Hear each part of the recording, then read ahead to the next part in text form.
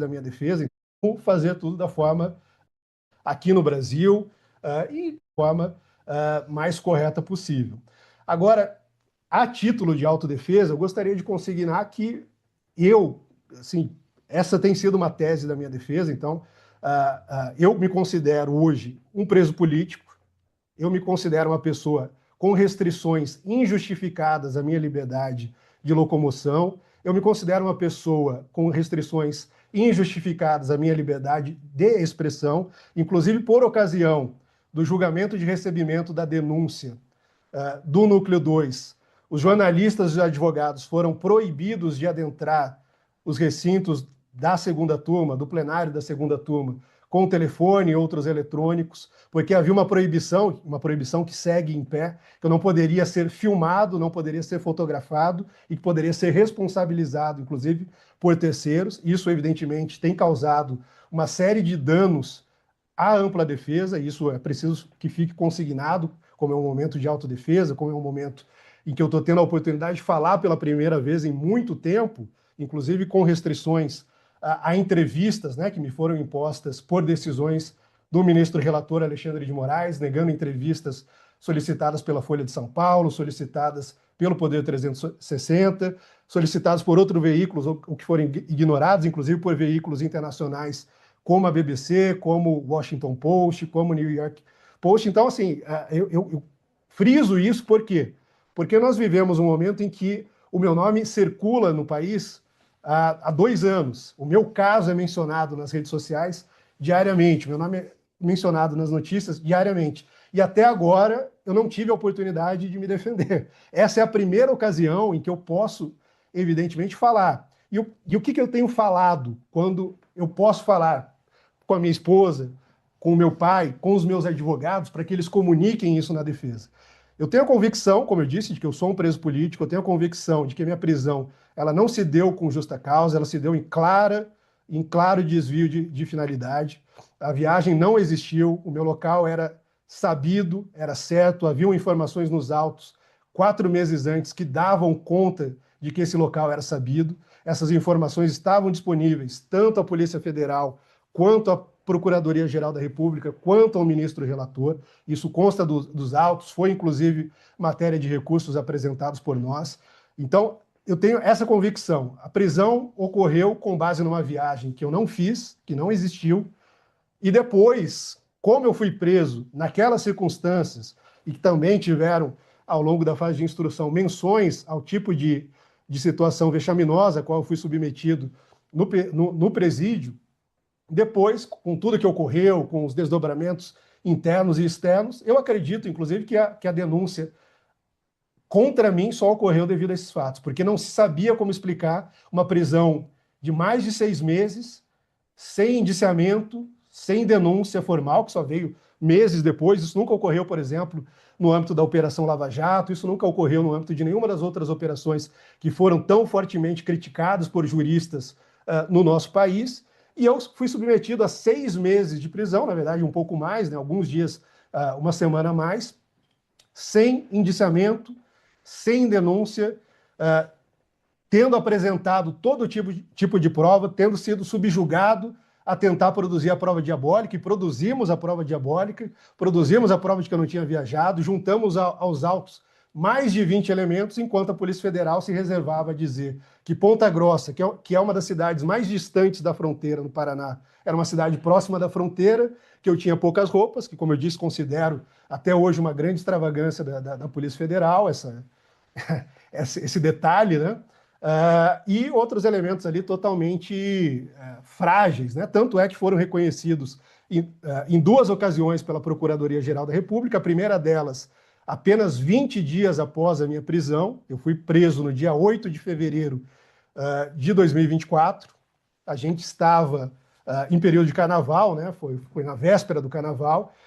Logo que a PGR, o STF, todos voltaram aos trabalhos normais, a PGR se manifesta pela minha soltura, dizendo que estava demonstrado que não havia ocorrido aquela viagem, que aquela viagem não havia acontecido, que não havia qualquer indício encontrado pela Polícia Federal na minha residência de indícios de fuga. Posteriormente, a Polícia Federal inova nos autos, trazendo novos elementos que, como eu disse, são extremamente frágeis, um documento imprestável dos Estados Unidos, e que, como eu disse, está sendo investigado, e está sendo investigado, inclusive, porque há um disclaimer muito claro, dizendo que autoridades não podem utilizar aquela informação, que aquela informação, caso fosse utilizado por oficiais, e lá faz uma lista bastante exaustiva, listando, inclusive, autoridades tribais de tribos indígenas, caso fosse utilizado para fins oficiais, aquilo poderia constituir crime à segurança nacional americana, violação de sistemas americanos e outras coisas. Esse é um ponto. Outro ponto é justamente o registro de entrada que aparece no sistema dos Estados Unidos enquanto eu estava preso, em abril de 2024, logo após o próprio sistema migratório americano, o Customs and Border Protection, o CBP, confirmar com dados oficiais, por meio do I-94, por meio de comunicações com os meus advogados constituídos nos Estados Unidos, que meu último registro de entrada era setembro de 2022, como eu informei, inclusive, a Polícia Federal, por ocasião do único depoimento ao qual eu fui convocado, no dia 22 de fevereiro, e que foi solenemente ignorado. Então, Excelência, a fim, como o senhor falou, poderia ser algo bastante geral, né? Só para a gente repassar os pontos centrais dessa denúncia. Essa denúncia, desde o início, ela tem se fiado em pilares muito frágeis. Um deles é a delação do Cid, que é uma delação de Schrödinger, né? Cada hora ela diz uma coisa, uma hora ela diz uma coisa, outra hora ela diz o oposto. Inclusive, nessa última oportunidade que nós tivemos de ouvi-lo, ele disse ali informações totalmente novas, disse inclusive que nunca chegou a ver a minuta, mas em outro momento ele descreve qual seria o conteúdo dessa minuta. Então, assim, uma coisa que eu acredito totalmente descredibilizada, tanto é que a própria Procuradoria-Geral da República considerou que houve deslealdade por parte do delator, que faltou com a verdade. O próprio relator, ministro Alexandre de Moraes, em diversas ocasiões, trouxe o Mauro Cid para prestar esclarecimentos, chegando a dizer, inclusive, que havia indícios de que, por relações pessoais ou relações de subordinação e hierarquia, ele poderia estar protegendo pessoas, e eu tenho a firme convicção de que, da mesma forma que ele poderia, talvez, estar protegendo pessoas, ele poderia estar selecionando bodes expiatórios, que é o que me parece que ele tentou fazer, me colocando numa reunião que todas as demais testemunhas dizem que eu não estava, que todos os elementos técnicos mostram que eu não estava, e esse é um elemento fragilíssimo, porque nós sabemos que a delação é meio de prova e não prova. Segundo elemento, depoimento do general Freire Gomes. Desde o dia 10 de março deste ano, nós temos solicitado, junto ao ministro relator, junto ao juízo, que nos fosse compartilhado as imagens, os vídeos do depoimento do general Freire Gomes, para que ficasse claro em que circunstâncias ficou consignado o possivelmente o Felipe Martins estava. Nós perguntamos isso ao delegado Fábio Schor, ele disse que não apresentou, e que a Polícia Federal e outros delegados não apresentaram ao general nenhum documento, nenhum elemento, que não houve indução, que foi uma resposta espontânea, e, no entanto, o próprio general Freire Gomes, em documento juntado aos autos, assinado por ele, assinado pelo advogado dele, diz de forma clara e explícita que ele nunca afirmou que Felipe Martins estaria na reunião, que esse possivelmente ficou consignado a partir de um registro de entrada com o meu nome, que foi mostrado para ele, e a partir de termos e de partes da delação do coronel Mauro Cid, que foi mostrada a ele enquanto ela ainda estava em sigilo. Então, houve ali, sim, no meu entender, na minha convicção, e na convicção, acredito também da minha defesa técnica, uma tentativa de induzir a testemunha, e essa tentativa de induzir a testemunha custou também, talvez, a indução da Procuradoria-Geral da República ao erro, a indução do próprio ministro relator ao erro, porque levaram aquilo em consideração. Mas o que é ainda mais grave, porque ficou constado, ficou consignado ali, possivelmente Felipe Martins. Qualquer pessoa que leia o possivelmente, que aparece ali por 3 ocasiões, possivelmente Felipe Martins estava presente, possivelmente Felipe Martins leu, qualquer pessoa saberia que possivelmente significa, indica dúvida, incerteza. No entanto, a Procuradoria-Geral da República, ao realizar ali o texto, ao concretizar o texto da denúncia, ela suprime a palavra possivelmente, que foi suprimida também do relatório apresentado à primeira turma no dia 22 de abril deste ano, por ocasião do voto que recebeu a denúncia contra mim, e naquela ocasião ficou muito claro que o único elemento, como a delação não era um elemento autônomo, não poderia ser o único elemento, que o único elemento utilizado foram as palavras do general Freire Gomes, que agora já restam totalmente esclarecidas. Da mesma forma, um registro de entrada extremamente problemático, que a gente, ao longo da instrução processual, identificou erros dos mais absurdos. O meu nome ali, por exemplo, sempre aparece de forma, com a grafia incorreta, eu apareço como Felipe, como Filipe, como Filipem, ou seja, não havia qualquer rigor naquilo. Há registros de entrada sem registros de saída, há registros que ao serem confrontados com dados técnicos, não correspondem à realidade, há registros que existem ali que não configuram nada, sem contar que são elementos extremamente banais. E por que eu digo que são elementos banais? O Palácio da Alvorada era um local com mais de 20 mil metros quadrados de construção. Em alguns momentos, havia ali 300, 400 pessoas trabalhando, entre motoristas, segurança, jardineiros, cozinha, os funcionários, enfim, de todas as áreas ali de manutenção, serviços gerais.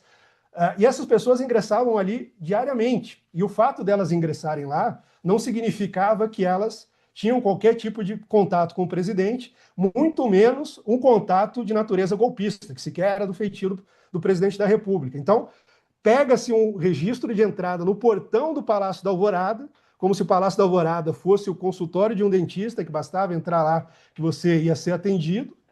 Muitas pessoas entravam, tentavam falar com o presidente da República, não conseguiam, esperavam por horas. Isso, inclusive, parece constar do confronto entre os registros de entrada com os registros da agenda do presidente. Inclusive, em vários desses dias em que constam a minha entrada, consta o meu nome no registro de entrada do Palácio da Alvorada e não consta na agenda pessoal ou oficial do presidente da República. Então, são elementos extremamente problemáticos, mas que até agora têm sido utilizados para criar cerceamentos os mais absurdos, né? A gente está numa semana em que houve diversas manifestações de corte político, e eu entendo que não cabe aqui avançar no discurso político, mas cabe sim uma contextualização, porque a denúncia feita pela PGR ela começa justamente com uma introdução de natureza política, e a gente está numa semana que todos os órgãos de imprensa têm se levantado, têm erguido a voz contra a censura no Brasil. E eu gostaria também que ficasse consignado que eu estou sob censura há quase 2 anos. Eu não posso conceder entrevistas, eu não posso me expressar por redes sociais, eu não posso ser filmado, eu não posso ser fotografado. Inclusive, no dia 22 de abril, quando eu estive pessoalmente, presencialmente, nas dependências da primeira turma, do plenário da primeira turma, no STF, um fotógrafo tirou a minha foto, colocou na página do STF e foi, segundo a imprensa, mas a foto estava lá, tem o registro, recebeu a ordem que tinha que tirar. Ou seja, por alguma razão, eu sou uma pessoa que hoje se busca esconder. Por alguma razão, eu sou uma pessoa que hoje não se permite falar publicamente, que não se permite dar a minha versão, exercer a ampla defesa, não só naquilo que diz respeito à defesa técnica, que tem sido exercida de forma heróica, em que pese todas as violações e todas as dificuldades que eles têm encontrado ao longo desse processo, mas eu tenho tido a minha palavra cassada, eu não tenho tido a oportunidade de fazer isso que eu estou fazendo hoje. Então, eu até peço a compreensão de Sua Excelência, dos demais colegas, né, os corréus, os advogados, porque essa é a primeira oportunidade realmente em 2 anos, e há muita coisa a que ser dita. Ainda sobre os registros de entrada, é importante registrar que há registros de entrada convergentes com várias outras pessoas, e pessoas que, segundo notícias, sequer foram investigadas. O que mostra, para mim, e isso parece estar claro, como eu disse, a minha prisão, na minha convicção, ela não se dá por justa causa, minha prisão cautelar se dá, no mínimo, por meio de um equívoco e no mínimo por meio de uma negligência da autoridade policial, que confessou, inclusive, na fase de instrução deste processo, que não julgou necessário realizar diligências básicas que teriam sido suficientes para apontar a minha localização, que ignorou elementos que constavam dos autos, que apontavam também a minha localização. Então, da mesma maneira, eu considero sim que tem havido uma seletividade por parte, sobretudo, da Polícia Federal em relação à minha pessoa, seletividade que começa, evidentemente, com o delator que conta uma série de mentiras, mas que poderia ter sido sanada de forma muito clara. E explico por quê. Quando o delegado Fábio Chora, ao colher os depoimentos da delação do coronel Mauro Cid, ele pergunta de forma objetiva e clara: Coronel Mauro Cid, o senhor tem algum elemento material, o senhor tem algum elemento que corrobore tudo isso que o senhor está dizendo sobre o Felipe Martins? Ele fala: não, doutor, não tenho. E o delegado, aparentemente, ignora que um acordo de delação precisa sim ser corroborado por elementos de prova, precisa sim ser corroborado por elementos sólidos para que não se faça o tipo de injustiça e o tipo de cerceamento, o tipo de violação de direitos mais fundamentais, como tem ocorrido na minha vida desde então. Inclusive, não consta nos autos, e eu não saberia apontar para o senhor ou para qualquer pessoa que me perguntasse quais são as razões das minhas cautelares. A PGR, tanto na primeira manifestação, no dia 1º de março de 2024, 20 dias após a minha prisão, diz que não havia ocorrido a viagem, que não havia indícios de fuga e que não eram necessárias nenhuma outra diligência, aliás, nenhuma outra cautelar, a não ser o recolhimento do passaporte e a proibição de sair do país. Depois, quando se manifesta novamente em julho, no mesmo sentido, de posse das herbes, dizendo, olha, as herbes demonstram que ele de fato fez uma viagem para Ponta Grossa, se instalou ali e não mais saiu. Então está demonstrado que a viagem não ocorreu e que, portanto, não há risco de fuga. Da mesma forma, a PGR se manifesta solicitando apenas as mesmas cautelares, menos gravosas, né, que haviam sido aplicadas a outros réus, que podiam conceder entrevistas, podiam viajar pelo país, e que eu, desde que saí da prisão, não posso fazer. Mencionei no início, né, amanhã, dia 25 de julho, é aniversário da minha filha, Aurora, não poderei estar com ela, não poderei ver ela, como não tenho podido, ela mora num local de difícil acesso, então isso dificulta ainda mais. Não tenho podido ver os meus pais, a minha avó, de 99 anos, chora todos os dias porque ela não pode me ver, ela não tem condições de viajar para cá, e não há nenhuma justificativa nos autos. Não é que há uma justificativa genérica, do tipo, permanece o risco de fuga. Não, simplesmente não há. Não foi juntado aos autos qual é a razão, só foi juntado aos autos o rol de restrições, que inclui as restrições de entrevistas, a restrição de expressão pelas redes sociais, o contato com uma série de pessoas, que tudo bem, até parece uma coisa mais natural, monitoramento eletrônico, comparecimento semanal, toda segunda-feira, no Fórum de Ponta Grossa, algo que já vem sendo apontado, inclusive, pelo Ministério Público de Ponta Grossa, pelos juízes responsáveis de Ponta Grossa, que parece excessivo e desnecessário, uma vez que eu sou a única pessoa do estado do Paraná que comparece semanalmente à Justiça para realizar essas diligências. Nunca tive qualquer problema Só na realização das nesse minhas ponto diligências. aí, ó, eu cuido dos processos também do 8 de janeiro. Há diversos réus que estão com Aqui no tornozeleira Paraná, no Paraná. Comparecem toda semana. semanalmente não. Aqui, por exemplo, Semanalmente. Semanalmente, porque a determinação é do seu excelência, o ministro relator. Não é nós do juiz podemos, do nós local. podemos solicitar essa Tá? informação? Nós Sim, podemos. tá, vários processos nos autos. É só, Não, ótimo, porque a consulta é pública. essa informação foi solicitada ao TJ do Paraná, que nos respondeu dessa maneira. Há uma senhora, por exemplo, aqui em Ponta Grossa, que comparece uma vez por mês em decorrência de um processo do 8 de janeiro, mas ela não comparece semanalmente, toda segunda-feira, tanto que todos os funcionários do fórum já me conhecem, eu sou a única pessoa que faz essa diligência frequentemente, e como eu disse, Excelência, eu saí da prisão em agosto, 8 de agosto de 2024. Nós estamos nos aproximando de agosto de 2025, fazem um ano. Eu tenho cumprido todas essas cautelares de forma diligente, nunca houve qualquer tipo de problema, qualquer violação. Sempre tenho informado nos autos qualquer movimentação, qualquer problema que eventualmente surja, mas permanecem essas mesmas cautelares, essas mesmas restrições, que, como eu disse, tem tido um custo pessoal muito alto, que não encontram previsão no Código de Processo Penal, não encontram previsão na legislação brasileira e que, como parte da minha autodefesa, eu gostaria de fazer consignar, como alguém que está tendo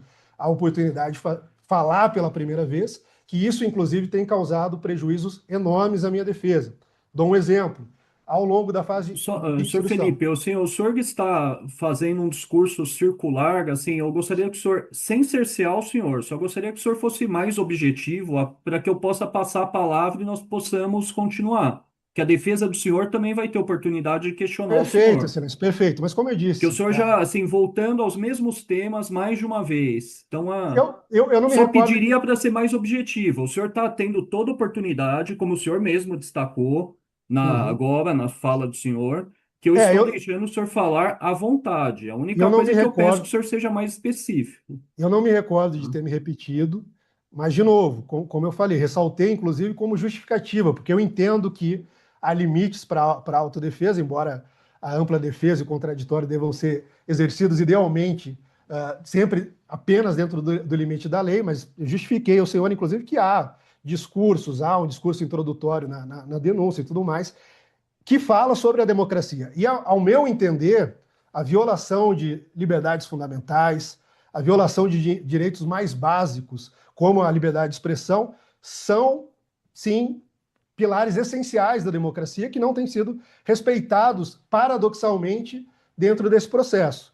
E, como eu disse ao senhor, isso precisa ficar consignado não só nos autos desse processo, mas pela primeira vez a gente tem a oportunidade de ser acompanhado pela sociedade brasileira, que, em nome do princípio da transparência. Então, por isso, eu fiz tanta questão de enfatizar esses pontos.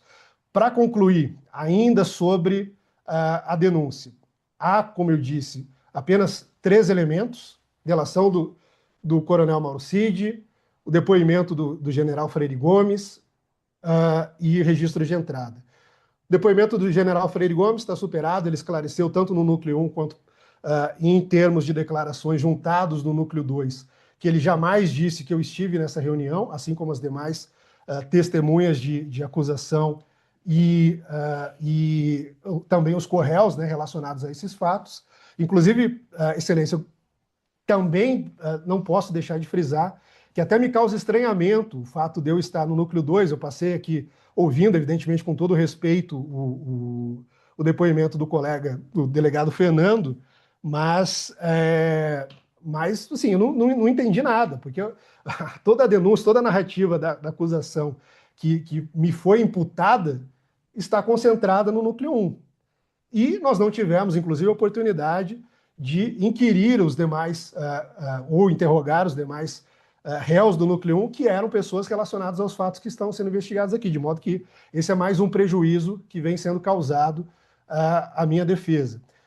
Também gostaria que ficasse consignado que o período em que eu passei na prisão, e aqui eu estou atestando a minha palavra, isso foi dito também por testemunhas, inclusive por uma testemunha que coletou isso de outras pessoas.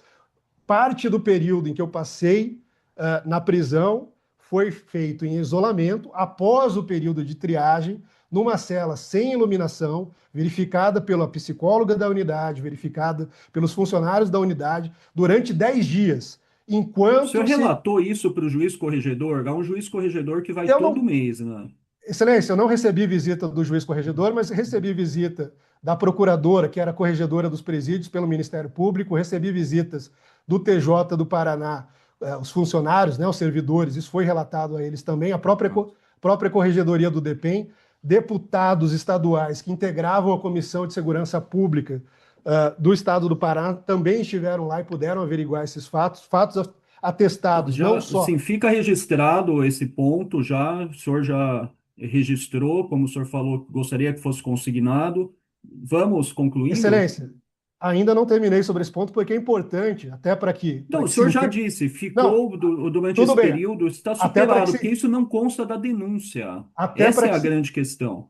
Mas é parte da instrução. Eu estava preso, e enquanto eu estava na solitária, inclusive, estavam tentando Não, me não. O coagir. senhor está dizendo que era solitária. Então, toda a descrição que está dando, quem está dando é o senhor. Sim, eu estou Deixa dando bem essa claro, descrição. a defesa tem todo o direito, e a defesa tem o direito até de falsear a verdade. Não estou imputando ao senhor, Não só estou estou falseando e deixando isso como bem claro, não estou tá? O falseando, direito de apresentei testemunhas que defesa é amplo atestaram e isso. absoluto. Nós não Sim, amigo. temos o crime de Felipe, perjúrio no silêncio, só uma Brasil. questão de ordem. Felipe, só um minuto, silêncio, só uma questão de ordem. Agora a defesa técnica falando.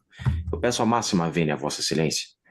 Nós estamos aqui exercendo uma autodefesa em um processo extremamente complexo. Nós Não, estamos falando de doutor, sim, 78 está tendo terabytes. todo o direito de falar, Tá, por essa razão tá. estou deixando o Sim, eu réu agradeço. falar. A Tá. questão é que está se estendendo muito em relação a isso. Ele não Excelência, conclui, ele está sendo circular. há um injustiçado do tamanho de Felipe Martins, uma semana falando não Sim, seria doutor, suficiente. sim, sem problemas. O problema é que nós não temos uma semana de Tá, depoimento. O senhor sabe mas muito bem como funciona o processo, eu né? peço vênia, Excelência, mas se necessário for, ficaremos um mês Tá. fazendo Doutor, autodefesa. vamos, Tá? senhor Felipe Eu só Martins, peço a por Vossa favor, Excelência continue. eu só peço a Vossa Excelência que Sim, tenha, doutor por Jeffrey, eu gentileza, já entendi. Eu vou tá? conceder a palavra novamente ao Paciência, réu Felipe. Eu tá? Porque estou tendo toda a paciência do mundo, é muito doutor. importante que a Eu, em autodefesa momento seja algum, eu exercida de cortei forma a eficaz. palavra de ninguém, quer dele, quer do senhor. A Tá única ok, coisa que eu acho que nós devemos prosseguir.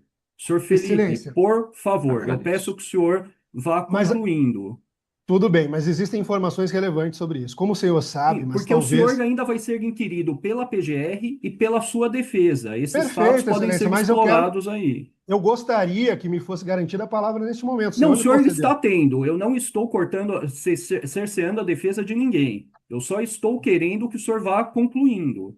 Eu estou Por concluindo, mas, por favor. exemplo, eu não disse em momento algum, e é uma informação relevante para que se entenda o contexto, que o isolamento em cela sem iluminação é algo vedado pela lei de execução penal no Brasil.